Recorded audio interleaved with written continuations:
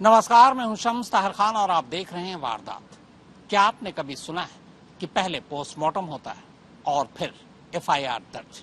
ये शायद दुनिया का इकलौता ऐसा केस है जिसमें ठीक ऐसा ही हुआ। कोलकाता की जूनियर डॉक्टर की लाश सुबह 6 बजे मिलती है। पोस्टमार्टम शाम 4 बजे होता है। रात 8:30 बजे लाश घर वालों को सौंपी जाती है और इसके बाद रात 11:15 बजे पहली बार रेप और मर्डर का एफआईआर दर्ज होता है।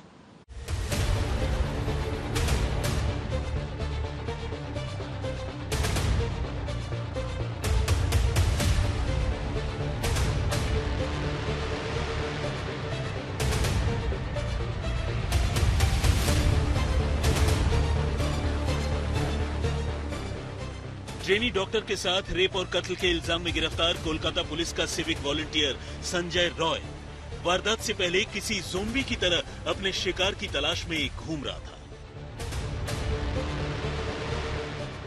8 और 9 अगस्त की दरमियानी रात को उसने आरजी कर अस्पताल में ट्रेनी डॉक्टर के साथ ज्यादती करने के बाद उसका कत्ल तो कर दिया, लेकिन कत्ल से पहले और कत्ल के बाद भी वो दूसरी लड़कियों के साथ बदतमीजी और छेड़छाड़ करता रहा। रॉय को गिरफ्तार करने के बाद सीबीआई ने जब पिछले 24 घंटे की उसकी हरकतों की स्कैनिंग शुरू की तो उसके बारे में ऐसी जानकारियां निकलकर सामने आई जिन्होंने जांच अधिकारियों को भी सन्नाटे में डाल दिया। 8 और 9 अगस्त के दौरान संजय रॉय अलग अलग वाहनों से कुल 4 बार आरजी कर अस्पताल के अंदर गया था। इनमें से 3 बार तो वो अस्पताल के अंदर घूम फिरकर राउंड लगाकर बाहर निकल आया, लेकिन चौथी और आखिरी बार जब वो अस्पताल से बाहर निकला तब तक उसके हाथों ट्रेनी डॉक्टर का रेप और कत्ल हो चुका था। लेकिन बात इसके आगे भी है। तफ्तीश में ये पता चला है कि संजय रॉय वारदात वाली रात अस्पताल के पास ही एक रेड लाइट एरिया में भी गया था और वहां से लौटते हुए उसने रास्ते में भी एक लड़की से छेड़छाड़ की थी। यहां तक कि रेप और कत्ल की वारदात के बाद भी उसने एक महिला को फोन किया और उसके साथ भी उसका व्यवहार एक परवर्ट यानी सिरफिरे की तरह ही रहा।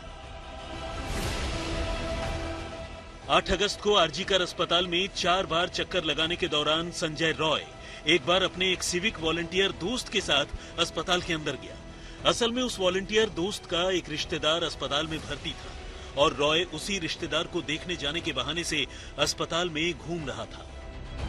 तफ्तीश में पता चला है कि इस वारदात को अंजाम देने के बाद संजय ने एक महिला को फोन किया जिसे उसने दीदी कहकर संबोधित किया, मगर हकीकत यही है कि उसने इस महिला के साथ भी बदतमीजी की।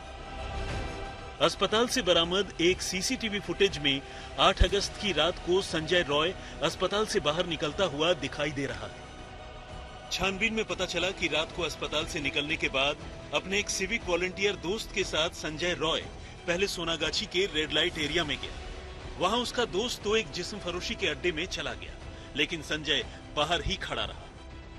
इसके बाद दोनों वहां से फिर साउथ कोलकाता के एक दूसरे रेड लाइट एरिया चेतला में गए, लेकिन यहां भी संजय का दोस्त अड्डे के अंदर गया और वो बाहर ही खड़ा रहा। और फिर यहीं से वापसी के दौरान उसने एक लड़की से छेड़छाड़ की और उससे उसकी न्यूड तस्वीरें मांगी। यानी वारदात के 24 घंटे के दौरान वो एक एक कर 2 रेड लाइट एरिया में गया। पहले वो एक दोस्त के साथ सोनागाछी गया, फिर वो उसी दोस्त के साथ चेतला के जिस्म फरोशी के अड्डे में पहुंचा, लेकिन दोनों ही जगह उसका दोस्त अंदर गया और वो बाहर खड़ा रह गया। लौटते हुए रास्ते में एक लड़की से उसने छेड़छाड़ की, आधी रात को डॉक्टर का रेप और मर्डर किया और फिर से एक महिला को फोन कर उससे भी बदतमीजी की। उस रात हत्याकांड से पहले ये संजय आरजी कर हॉस्पिटल के पीछे बैठकर और एक आदमी के साथ दारू पी थी और उस वक्त जो साथ था वो भी कोलकाता पुलिस के और एक सिविक वॉलंटियर। दारू पीने के बाद आधी रात में वो निकल गया एक रेड लाइट एरिया पे जहाँ जो है सोनागाछी, जो उत्तर कोलकाता में है, वो सोनागाछी में जाकर वहां से फिर से चेतला एरिया है जो साउथ कोलकाता की और एक एरिया जहां पर और एक रेड लाइट एरिया है, वहां पर भी गया था संजय उस व्यक्ति को लेकर जो भी कोलकाता पुलिस के एक सिविक वॉलंटियर की काम करते हैं। इसी के दौरान जिस टाइम वो आधी रात में रेड लाइट एरिया पे था, उसी दौरान रास्ता से गुजरने वाली एक लड़की को उसने छेड़छाड़ किया ऐसे भी जानकारी सामने आ रही है कोलकाता पुलिस के सूत्रों से। इसके बाद उसने एक औरत को फोन करके उनकी न्यूड फोटो मांगा। इसके बाद संजय ने वापस चला गया आरजी कर हॉस्पिटल में, लेकिन पहले वो जाके सेमिनार हॉल में नहीं, पहले वो एक ऑपरेशन थिएटर में गया था। ऐसे भी जानकारी कोलकाता पुलिस के सूत्रों से आ रहा है। 3:55 पर वो उसने इमरजेंसी बिल्डिंग में गया, जिस बिल्डिंग का 3rd फ्लोर में है वो सेमिनार हॉल, जिस सेमिनार हॉल के अंदर ये हत्याकांड हुई। संजय रॉय की इन हरकतों को देखकर ही ये साफ है कि उसके दिमाग में लड़कियों के करीब आने और उनसे ज्यादती करने का फितूर किस कदर हावी था कि वो एक के बाद एक लगातार उन्हें अलग अलग तरीकों से टारगेट कर रहा था। रेप और मर्डर के मामले में जब संजय रॉय को गिरफ्तार करने के बाद सीबीआई ने उसकी जन्म कुंडली निकाली तो उसे संजय रॉय के बारे में और भी हैरान करने वाली बातें पता चली। साफ हुआ कि संजय रॉय पर इसके अलावा पहले भी महिलाओं और लड़कियों के साथ छेड़छाड़ करने के इल्जाम लग चुके हैं। यहाँ तक कि उसने अपने ही मोहल्ले में भी कई लड़कियों से बदतमीजी की है और तो और वो अपने इलाके में हफ्ता वसूली भी किया करता है। लेकिन ये तो रही पोर्न फिल्मों के एडिक्शन से जूझ रहे रेप और मर्डर के आरोपी संजय रॉय के 24 घंटे की हरकतों का ब्यौरा। कत्ल के बाद मौका वारदात को लेकर अब भी कुछ ऐसे अनसुलझे सवाल हैं जिनका जवाब सीबीआई तलाश रही है। इनमें सबसे बड़ा सवाल तो यही है कि क्या ट्रेनी डॉक्टर के साथ रेप और कत्ल की वारदात को कहीं और अंजाम दिया गया और फिर लाश को लाकर सेमिनार रूम में फेंक दिया गया। डॉक्टर के घर वालों ने मौका वारदात को देखकर कुछ ऐसे ही सवाल उठाए और अब सीबीआई भी इस पहलू को खंगाल कर देख रही है। छानबीन में सीबीआई को पता चला है कि 9 अगस्त की सुबह मृत ट्रेनी डॉक्टर को नींद से जगाने के लिए उसका एक कलीग अस्पताल के सेमिनार हॉल में पहुंचा था, लेकिन उसे लगा कि शायद डॉक्टर सो रही है और वो वापस चला गया, जबकि तब तक उसका कत्ल हो चुका था और सेमिनार रूम में उसकी लाश पड़ी थी। सीबीआई ने उस डॉक्टर से भी पूछताछ की, लेकिन डॉक्टर ने अपने जवाब में बताया कि जब वो सेमिनार रूम में ट्रेनी डॉक्टर को बुलाने के लिए पहुंचा तो उसने देखा कि डॉक्टर अपने सिर पर एक हाथ रखकर नीचे एक मैट्रेस पर लेटी है, जिसे देखकर उसे गुमान हुआ कि शायद वो सो रही है। लेकिन सवाल ये भी है कि जिस तरह से ट्रेनी डॉक्टर की लाश सेमिनार रूम में पड़ी थी, क्या उसे देखकर किसी को भी ऐसा धोखा हो सकता है? तो इसके जवाब में डॉक्टर ने कहा कि लाश के पास ही एक बेंच भी रखी थी, जिसके ओट से उसने डॉक्टर को देखा और उसे लगा कि शायद वो सो रही है। यानी ये साफ है कि कत्ल के बाद आरोपी ने पीड़ित डॉक्टर का हाथ इस तरह से उसके सिर पर रख दिया था जिसे देखकर ये लगे कि वो सो रही है। यानी सीन ऑफ क्राइम को वारदात के बाद उसने अपने तरीके से फैब्रिकेट करने की भी कोशिश की और इसीलिए ये सवाल अहम हो जाता है कि क्या ट्रेनी डॉक्टर की हत्या कहीं और हुई और लाश को सेमिनार रूम में लाकर फेंक दिया गया। सीन ऑफ क्राइम के मुआयने के बाद कुछ ऐसे ही और भी सवाल हैं जिनके तह तक सीबीआई जाने की कोशिश कर रही है। सेमिनार रूम में डॉक्टर की लाश पोडियम पर पड़ी थी, नीचे एक मैट्रेस था और मैट्रेस के नीचे ही बिजली का तार भी पड़ा था, जबकि सेमिनार रूम में ही सोने के लिए दूसरे बिस्तर भी मौजूद हैं। ऐसे में सवाल है कि डॉक्टर ने रात को सोने के लिए पोडियम पर रखे उस मैट्रेस को ही क्यों चुना। शक और सवाल लाश की इस जगह को देखकर भी उठ रहे हैं, जिसमें कहा जा रहा है कि शायद वारदात के बाद लाश को यहां लाकर फेंक दिया गया। इधर कोलकाता से दूर दिल्ली में सुप्रीम कोर्ट में पश्चिम बंगाल के मामले पर चीफ जस्टिस की अगुवाई में 3 न्यायाधीशों की बेंच में सुनवाई हुई। चीफ जस्टिस ने इतने संगीन मामले में एफआईआर दर्ज करने में हुई देरी समेत कई मामलों पर पश्चिम बंगाल सरकार और पुलिस से सवाल पूछे। उन्होंने कहा कि इस वारदात के फौरन बाद एफआईआर दर्ज करवाना अस्पताल प्रशासन की जिम्मेदारी थी, लेकिन एफआईआर रात 11:45 पर दर्ज की गई। अस्पताल प्रशासन क्या कर रहा था? ये सिर्फ एक वारदात की बात नहीं है, बल्कि इसने पूरे देश के स्वास्थ्य सेवाओं पर असर डाला है। हालांकि पश्चिम बंगाल सरकार की ओर से एडवोकेट कपिल सिब्बल ने कहा कि इंक्वेस्ट के फौरन बाद पुलिस ने यूडी केस यानी अस्वाभाविक मौत का मामला दर्ज किया था इस पर जस्टिस चंद्रचूड़ ने कहा कि यानी हत्या का मामला रात को दर्ज हुआ, आखिर इतनी देर क्यों लगी? Crime was detected in the early hours of the morning. Yes. No, in the evening. After the crime was detected in the early hours of the morning, the principal of the hospital tries to pass this off as a suicide. Not true. Not Her true. parents are not allowed to see the body. The parents are not allowed to see the body for almost. No, Malad, I'm sorry. Anyway, Malad, this is the impression. Our investigation We'll have to place the facts before your lordships. We have investigated that. This is not correct.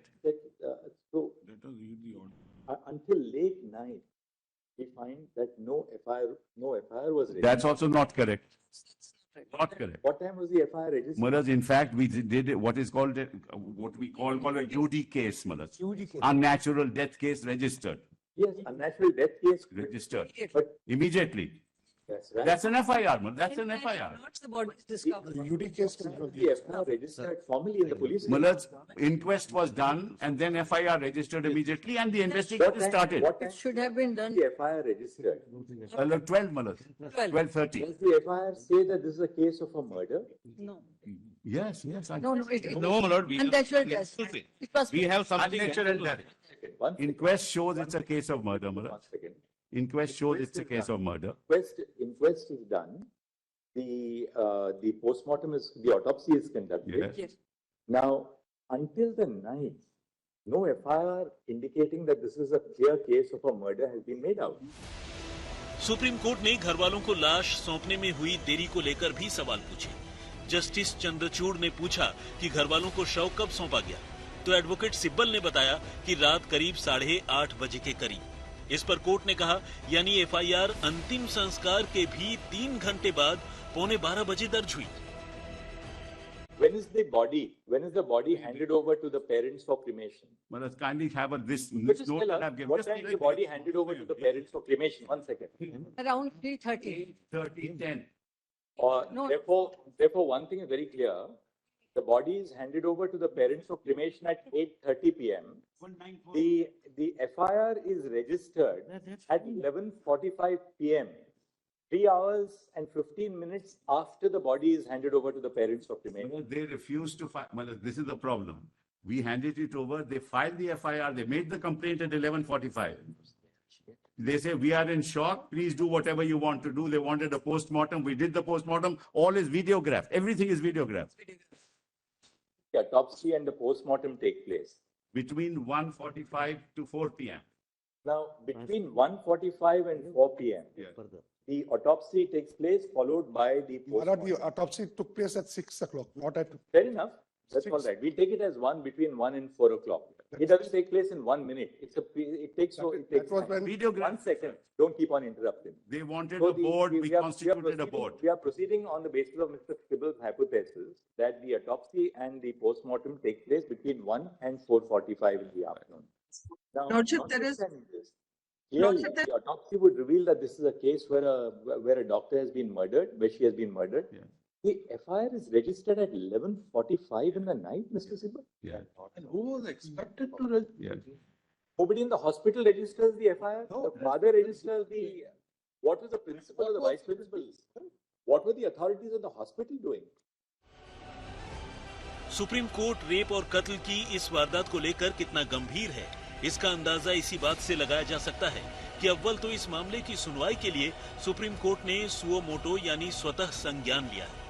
ऊपर से supreme court ने बंगाल सरकार से इस मामले की तफ्तीश और पूरे केस को संभालने में हुई ढिलाई को लेकर सवालों की झड़ी लगाई। सुप्रीम कोर्ट ने पूछा, आखिर आरजी कर के प्रिंसिपल ने इस मामले को आत्महत्या कैसे बताया?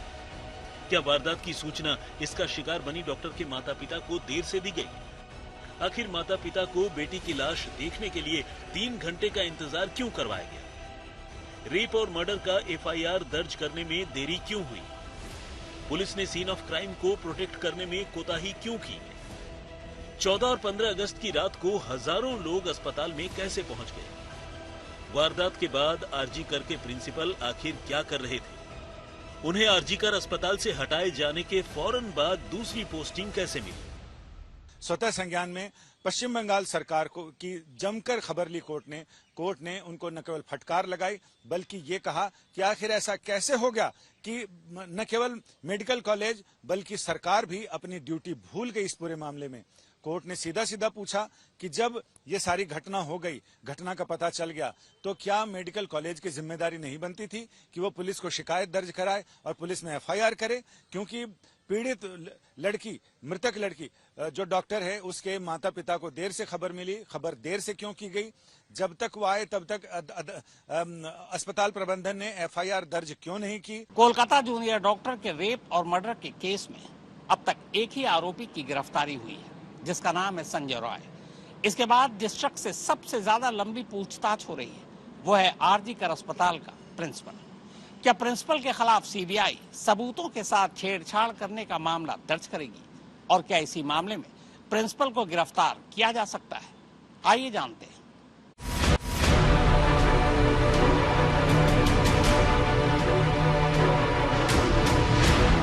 आरजीकर अस्पताल रेप और मर्डर के मामले में सीबीआई ने बेशक सिविक वॉलंटियर संजय रॉय को गिरफ्तार कर लिया। अब तक की तफ्तीश बेशक उसे ही इस मामले का सबसे बड़ा मुलजिम बता रही है, लेकिन आरजीकर मेडिकल कॉलेज के प्रिंसिपल संदीप घोष की भूमिका शुरू से ही सवालों के घेरे में है। सबसे बड़ा सवाल तो यही है कि क्या संदीप घोष ने इस मामले में कुछ छिपाने या किसी बात पर पर्दा डालने की कोशिश की? और ऐसे ही सवालों के मद्देनजर डॉक्टर संदीप घोष से सीबीआई के सवाल जवाब का सिलसिला भी लगातार जारी है। आज 5वें दिन के पूछताछ को छोड़ दिया जाए तो अकेले पिछले 4 दिनों में सीबीआई डॉक्टर घोष से 53 घंटे तक पूछताछ कर चुकी है। इस मामले में कुछ ऐसे अहम सवाल हैं सीबीआई जिनका सच डॉक्टर संदीप घोष से जानना चाहती है। पहला सवाल तो यही है कि जब उन्हें इस मामले की खबर मिली कि अस्पताल में एक ट्रेनी डॉक्टर का कत्ल हो गया है, तो फिर उन्होंने क्या किया? उन्होंने आखिर खुद को खबर मिलने से भी 2 से 3 घंटे बाद इस बात की जानकारी पुलिस को क्यों दी? इतनी देर तक आखिर वो क्या कर रहे थे? सीबीआई ये भी जानना चाहती है कि आखिर इस मामले में पुलिस ने शुरुआती रिपोर्ट अननेचुरल डेथ की क्यों लिखी, जबकि साफ-साफ पहले ही नजर में मामला रेप और कत्ल का लग रहा था। सवाल यह है कि क्या अस्पताल प्रशासन यानी प्रिंसिपल डॉक्टर संदीप घोष की तरफ से पुलिस पर कोई दबाव था? सवाल यह भी है कि आखिर अस्पताल प्रशासन ने मौका वारदात यानी सीन ऑफ क्राइम को प्रोटेक्ट करने की भी कोई कोशिश क्यों नहीं की? क्यों सेमिनार रूम में लोगों को लाश के करीब जाने की, वहां मौजूद चीजों को छूने की इजाजत दी गई, जिससे सीन ऑफ क्राइम पूरी तरह से खराब हो गया? फिंगरप्रिंट और फुटप्रिंट की उम्मीदें भी बिल्कुल खत्म हो गई। सीबीआई ये भी जानना चाहती है कि आखिर अस्पताल प्रशासन ने वारदात का शिकार बनी डॉक्टर के घर वालों को उनकी बेटी की लाश दिखाने के लिए भी 3 घंटे का इंतजार क्यों करवाया? आखिर इतनी देर तक अस्पताल प्रशासन क्या कर रहा था? ये तो रही डॉक्टर संदीप घोष से चल रही पूछताछ की बात। सीबीआई को लग रहा है कि गिरफ्तार आरोपी संजय रॉय भी खुलकर सब कुछ नहीं बता रहा। यही वजह है कि अब सीबीआई ने इस मामले में संजय रॉय के पॉलीग्राफ टेस्ट का फैसला किया है और कोर्ट से उसे इसकी इजाजत भी मिल गई है। सीबीआई ने इस केस से जुड़े उन सवालों की लिस्ट भी तैयार कर ली है जो संजय रॉय से पूछे जाने हैं। सूत्रों का कहना है कि पॉलीग्राफ के बाद जरूरत पड़ने पर उसकी ब्रेन मैपिंग और नार्को एनालिसिस टेस्ट भी करवाई जा सकती है। आरजीकर रेप मर्डर केस की छानबीन फिलहाल सीबीआई के अधीन है। सीबीआई के पास अभी कस्टडी है संजय राय की, जिसको कोलकाता पुलिस ने अरेस्ट किया था। वहां पर अभी कोलकाता पुलिस के बाद जब सीबीआई के हाथ इंक्वायरी लगी, बहुत पूछताछ की गई और बहुत बार सीबीआई ने आरजीकर के जो एक्स प्रिंसिपल थे संदीप घोष, उनको बुलाया। 5वें दिन पे आज लगातार 5वें दिन में उनको बुलाया गया है मैराथन क्वेश्चनिंग के लिए। करीबन 12, 13, 14 घंटे की सवालात उनसे की जा रही है। इसी बीच पॉलीग्राफ टेस्ट के लिए अनुमति मिल गई है संजय राय की सीबीआई की तरफ से। पॉलीग्राफ टेस्ट क्या होता है? वो एक टेस्ट होता है जिससे पता चले कि आदमी जो कह रहा है, जो वो स्टेटमेंट दे रहा है, वो सही है या फिर गलत। ये करने के बाद शायद जो सवाल अभी तक, जिनके जवाब अभी तक सामने उभर कर नहीं आए हैं कि क्या उस रात संजय राय के साथ और भी कोई था, क्या उसने किसी और के साथ ये प्लान की थी, या फिर कोई और था जिसको भी पता था कि ऐसा कुछ कांड होने वाला है। उधर अब तक कोलकाता पुलिस की जांच से संतुष्ट दिख रहे पीड़ित परिवार ने अब पुलिस की कार्यशैली पर गंभीर सवाल उठाए। पीड़िता के घर वालों ने कहा कि मेडिकल कॉलेज प्रशासन और कोलकाता पुलिस ने इस मामले में शुरू से ही सच्चाई छुपाने की कोशिश की। ऐसे में उन्हें लगता है कि इस वारदात के पीछे कोई न कोई बड़ी साजिश है। अंतिम संस्कार की जो बात आ रही है कि जबरन करवाया गया, क्या ऐसा है कि आप लोग नहीं चाहते थे तुरंत अंतिम संस्कार हो और करवा दिया गया? जो क्रिमिनेशन घाट का बारे में बोलता है, श्मशान घाट के बारे में, उधर 3 बॉडी पड़ा हुआ था, लेकिन उसका पहले ही हमारा लड़की का बॉडी जला दिया गया। क्यों, क्या वजह थी ऐसी? आप लोगों ने मना नहीं किया? आप लोग भी तो थे वहाँ पे। नहीं, इसमें तो क्या, उस टाइम में तो हम लोग तो क्या बोले, हम लोग तो पूरा चूर हो गया। ट्रेनी डॉक्टर के घर वालों ने मंगलवार को बंगाल के राज्यपाल सीवी आनंद बोस से बातचीत कर उन्हें अपनी तकलीफ बताई। ये मैं आनंद बोस बोल रहा हूँ, गवर्नर।